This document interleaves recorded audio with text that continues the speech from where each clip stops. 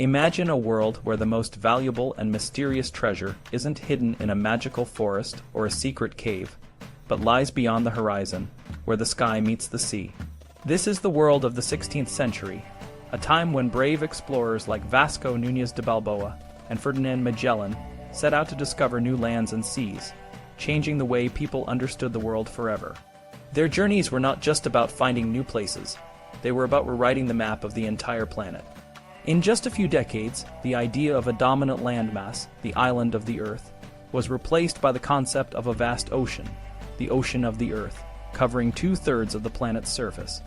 This shift was so profound that it transformed human experience and exploration in ways no one could have predicted. Vasco Núñez de Balboa was not born into wealth or fame. He was an adventurer from a small village in Spain, driven by the promise of fortune and adventure.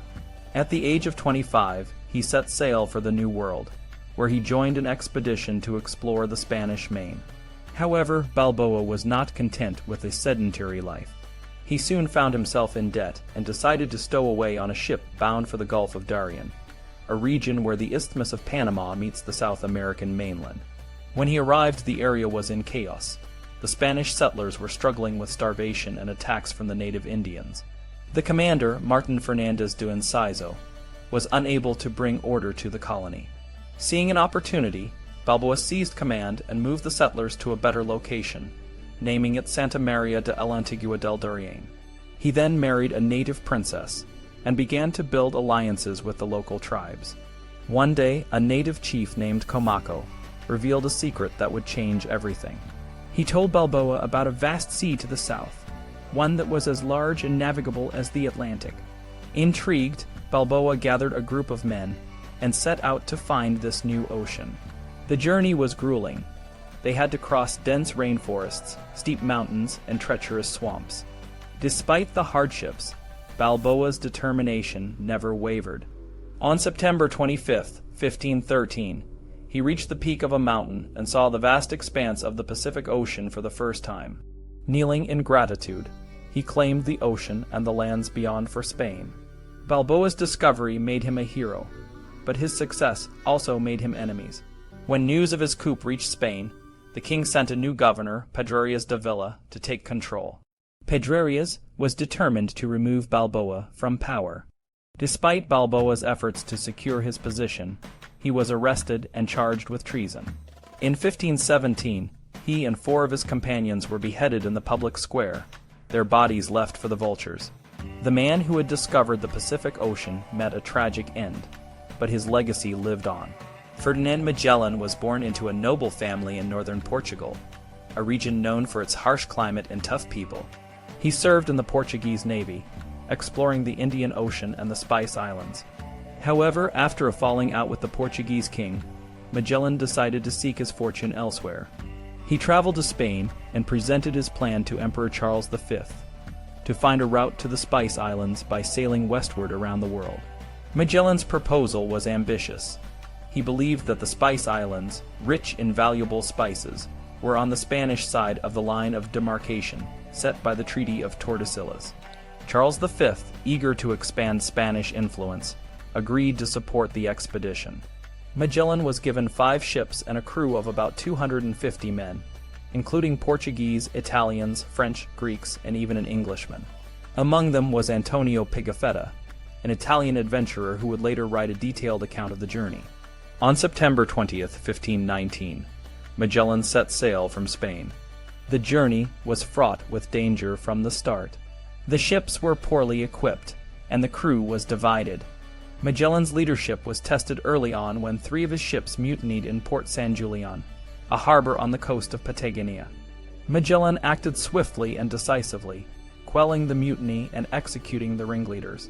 He then decided to wait out the harsh southern winter, despite the growing discontent among his men. His resolve never wavered, and he inspired his crew with his unwavering commitment to the mission. After months of searching, Magellan finally found the passage he had been seeking, the Strait of Magellan. This narrow waterway, located at the southern tip of South America, allowed his fleet to navigate from the Atlantic to the Pacific. The journey through the strait was treacherous, with strong currents and rocky shores. but Magellan's skill and determination saw them through. When they emerged on the other side, they were greeted by a vast, uncharted ocean. Magellan named it the Mar Pacifico, or Peaceful Sea, though the journey ahead would be anything but peaceful. The Pacific Ocean was vast and unknown. Magellan's ships sailed for months without sighting land.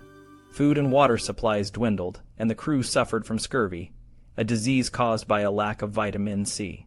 Many men died, but Magellan refused to turn back. His leadership and navigational skills kept the expedition on course. Finally, after 98 days at sea, they reached the islands of what is now known as the Philippines. In the Philippines, Magellan encountered friendly natives and established trade relations. However, his attempts to convert the locals to Christianity led to conflict. In a battle with the natives, Magellan was killed on the island of Mactan. His death was a blow to the expedition, but his second-in-command, Juan Sebastián Elcano, continued the journey. Elcano led the remaining ships across the Indian Ocean, around the Cape of Good Hope, and back to Spain.